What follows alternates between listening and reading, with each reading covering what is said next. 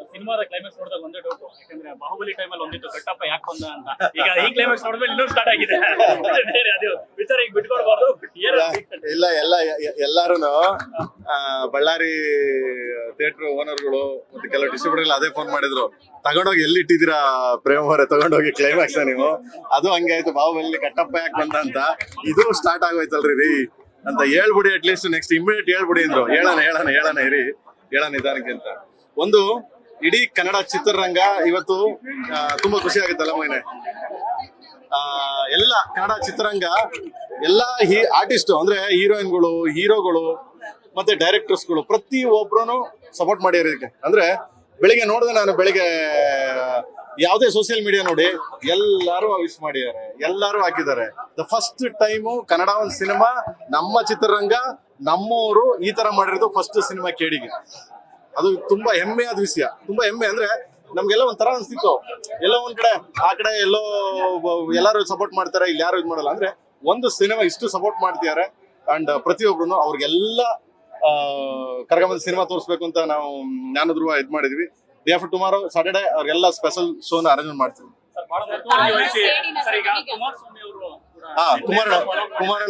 ಕುಮಾರಣ್ಣ ಈಗ ಬರುವಾಗ್ಲೂ ಫೋನ್ ಮಾಡಿದ್ರು, ತುಂಬಾ ಚೆನ್ನಾಗಿದೆ ಅಂತೆ, 6:30 ಸ್ಟಾರ್ಟ್ ಆಯ್ತಂತೆ ಶೋ, ತುಂಬಾ ಅದ್ಭುತವಾಗಿದೆ ಅಂತೆ ರೆಸ್ಪಾನ್ಸ್ ಎಲ್ಲ. ಪ್ರೇಮ್ ಅಂತ ಹೋಗೋಣ, ನಿಮ್ಮ ಆಶೀರ್ವಾದ, ನಿಮ್ಮ ಬ್ಲೆಸ್ಸಿಂಗ್ಸ್ ತುಂಬಾ ಚೆನ್ನಾಗಿರ್ತಿದೆ. ನೀವು ಸಿನಿಮಾ ನೋಡ್ಬೇಕು ಅಂದ್ರೆ ನಾನು ನೋಡ್ತೀನಿ, ನಾಳೆ ಸಂಜೆ ಹೇಳ್ತೀನಿ, ನಾನು ಒಂದು ಸಿನಿಮಾ ನೋಡ್ತೀನಿ ಅಂತ ಅಂದಿದ್ದಾರೆ. ಥ್ಯಾಂಕ್ಸ್ ಟು ಕುಮಾರಣ್ಣ. ಈ ಸಂದರ್ಭದಲ್ಲಿ ನಾನು ನಮ್ಮ ಡಿಸ್ಟ್ರಿಬ್ಯೂಟರ್ಸ್ಗೆ, ಎಕ್ಸಿಬಿಟರ್ಸ್ಗೆ, ಥಿಯೇಟರ್ ಅಪ್ಲೋಡ್ ಮಾಡಿದಂಥ ಎಲ್ಲ ಟೆಕ್ನಿಷಿಯನ್ಸ್ಗೆ, ಎಲ್ಲ ಥಿಯೇಟರ್ ಮಾಲೀಕರಿಗೆ ಥ್ಯಾಂಕ್ಸ್ ಹೇಳೋದಕ್ಕೆ ಇಷ್ಟಪಡ್ತೀನಿ. ಯಾಕೆಂದ್ರೆ 1 hour ಏನೋ ಚೂರು ಡಿಲೇ ಆಯಿತು. ಎಲ್ಲದಕ್ಕಿಂತ ಹೆಚ್ಚಾಗಿ ನಮ್ಮ ಕನ್ನಡ ಪ್ರೇಕ್ಷಕರಿಗೆ ಥ್ಯಾಂಕ್ಸ್ ಹೇಳೋದಕ್ಕೆ ಇಷ್ಟಪಡ್ತೀನಿ. ಯಾಕೆಂದ್ರೆ ಒಂದು ಅರ್ಧ ಗಂಟೆ ಡಿಲೇ ಆದ್ರೂ ಕುಟುಂಬದ ಸಮೇತ ಬಂದಿರೋರೆಲ್ಲ ಕಾದು ಸಿನಿಮಾ ನೋಡಿ, ಬಿಡು ನಮ್ಮ ಇದೆ ತಾನೆ, ಇಷ್ಟೇ ವರ್ಷ ಕಾದಿದ್ದೀನಿ, 1 hour ತಾನೆ ಕಾಯೋಣ ಅಂತ ಮನ್ಸಾರ ಆಶೀರ್ವಾದ ಮಾಡಿದ್ರೆ. ಸೊ ಅಷ್ಟು ನಮ್ಮ ಕನ್ನಡ ಕಲಾಭಿಮಾನಿಗಳಿಗೆ ಥ್ಯಾಂಕ್ಸ್ ಹೇಳಕ್ಕೆ ಇಷ್ಟಪಡ್ತೀನಿ. ನಮ್ಮ ನಿಖಿಲ್ ಸರ್ಗೆ, ಕುಮಾರಣ್ಣನ್ಗೆ, ಎಲ್ರಿಗೂ ಥ್ಯಾಂಕ್ಸ್ ಹೇಳಕ್ಕೆ ಇಷ್ಟಪಡ್ತೀನಿ.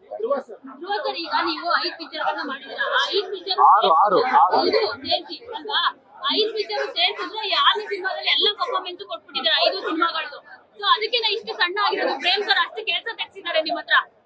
ಇಲ್ಲ, ನಾನು ಅವ್ನಿಗೆ ಯಾವಾಗ್ಲೂ ಹೇಳ್ತಿದ್ದೆ, ಮಗ ಈ ಸಿನಿಮಾ ಮಗನ ಇನ್ನ ಬ್ಯಾಕ್ ಗ್ರೌಂಡ್ ಸ್ಕೋರ್ ಆಗಿರ್ಲಿಲ್ಲ. ಫಸ್ಟ್ ಶೂಟ್ ಮಾಡಾಗ್ಲೇ ಹೇಳ್ದೆ, ಅದಾದ್ಮೇಲೆ ಎಲ್ಲ ರೆಡಿ ಮಾಡಿ ಎಡಿಟ್ ಮಾಡಾದ್ಮೇಲೆ ನಮ್ಮ ಹುಡುಗರೆಲ್ಲ ಹೇಳ್ಬಿಟ್ರು, ಸಾರ್ ಸಕ್ಕಾತ ಮಾಡೋಣ ಅಂತ. ಅದಾದ್ಮೇಲೆ ಮ್ಯೂಸಿಕ್ ಡೈರೆಕ್ಟರ್ ಹೇಳಿದ್ರು, ಸರ್ ಧ್ರುವ ಸೂಪರ್ ಆಗಿ ಕಾಣ್ತಾನೆ ಸರ್, ತುಂಬಾ ಚೆನ್ನಾಗಿ ಎಲ್ಲರೂ ತಿಂದಾಕ್ಬಿಟ್ಟನ್ ಸರ್ ಅಂತ. ಅದಾದ್ಮೇಲೆ ನನಗೆ ಮ್ಯೂಸಿಕ್ ಡೈರೆಕ್ಟರ್ ಆದ್ಮೇಲೆ ಸೆನ್ಸಾರ್ ಅವ್ರು ನೋಡಿದ್ರು, ಅವಾಗ್ಲೂ ಅದೇ ಹೇಳಿದ್ರು. ನಾನು ಯಾವಾಗ್ಲೂ ಅವ್ನಿಗೆ ಅದನ್ನೇ ಹೇಳ್ತಿದ್ದೆ, ಮಗ ಈ ಸಿನಿಮಾ ನಿನಗೆ ನಾನು ನಮ್ಮ ಸಿನಿಮಾ ಕೇಳಿ ನನ್ನ ಬ್ರದರ್ ಧ್ರುವ ಅಂತ ಹೇಳ್ತಿಲ್ಲ, ಈ ಇದ್ರಲ್ಲಿ ಎಲ್ಲಾ ವರ್ಡ್ಗಳು ಎತ್ಕೊಂಡು ಹೋಗ್ತೀವಿ ಹೋಗೋ ಈ ಸರಿ ನಿನ್ಗೆ. ಆ ಮಟ್ಟಕ್ಕೆ ಪರ್ಫಾರ್ಮ್ ಮಾಡಿಯ, ಆ ಮಟ್ಟಕ್ಕೆ ಕೂರ್ಸ್ಕೊಂಡಿದ್ದೆ ಆಡಿಯನ್ಸ್ ನ, ಆ ಮಟ್ಟಕ್ಕೆ ಒಳ್ಳೆ ಒಳ್ಳೆ ಗುಡ್ ಆಕ್ಟರ್. ಬಟ್ ಆ ಪಾತ್ರ, ಕಾಳಿದಾಸನ್ ಪಾತ್ರನ ಚೆನ್ನಾಗಿ ಕ್ಯಾರಿ ಮಾಡ್ಕೊಂಡು ಎತ್ಕೊಂಡು ಹೋಗ್ಬಿಟ್ಟ ಅವನು. ನಾನ್ ನಿಮ್ಮಲ್ಲಿ ನಾನೊಬ್ಬ ಅಂತ. ಸೊ ಅದೊಂದು ಸೂಪರ್.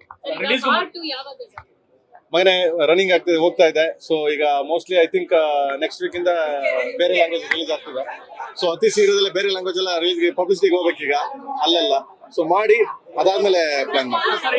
ಒಬ್ಬ ಡೈರೆಕ್ಟರ್ಗೆ ಆ ಶಾರದಾಂಬೆ ಕನೆಕ್ಷನ್ ಇದ್ರೆ ಏನಾಗತ್ತೆ, ಮತ್ತೆ ಒಬ್ಬ ಒಳ್ಳೆ ಗುರು ಇದ್ರೆ ಏನಾಗತ್ತೆ ಅನ್ನೋದು ಇವತ್ತು ಪ್ರೇಕ್ಷಕರು ಅವ್ರು ಹೇಳ್ತಾ ಇದ್ರೆ. ಈ ಸಂದರ್ಭದಲ್ಲಿ ಎಲ್ಲರಿಗೂ ಮುಂದೆನ ನಮ್ಮ ಡೈರೆಕ್ಟರ್ಗೆ ಸ್ಪೆಷಲ್ ಆಗಿ ಥ್ಯಾಂಕ್ಸ್ ಹೇಳಕ್ಕೆ ಇಷ್ಟಪಡ್ತೀನಿ.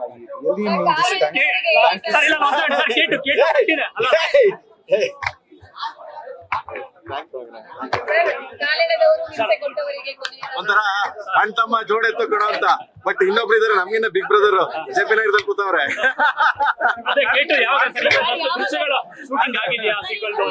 ಇಲ್ಲ, ನಾನ್ ಬೇರೆ ಲ್ಯಾಂಗ್ವೇಜ್ ಎಲ್ಲ ರಿಲೀಸ್ ಆಗ್ಬಿಡ್ಲಿ ಮಕ್ಳು. ಯಾಕೆಂದ್ರೆ ನಾವು ಸುಮ್ನೆ ಉತ್ಪ್ರೇಸಾಗಿ ಈಗ ಸಡನ್ಲಿ ಹೇಳ್ಬಿಟ್ಟು, ಯಾಕಂದ್ರೆ ಓವರ್ ಎಕ್ಸೈಟ್ಮೆಂಟ್ ಆಗ್ಬಿಡ್ತಾರೆ. 100% 2 ಬರುತ್ತೆ.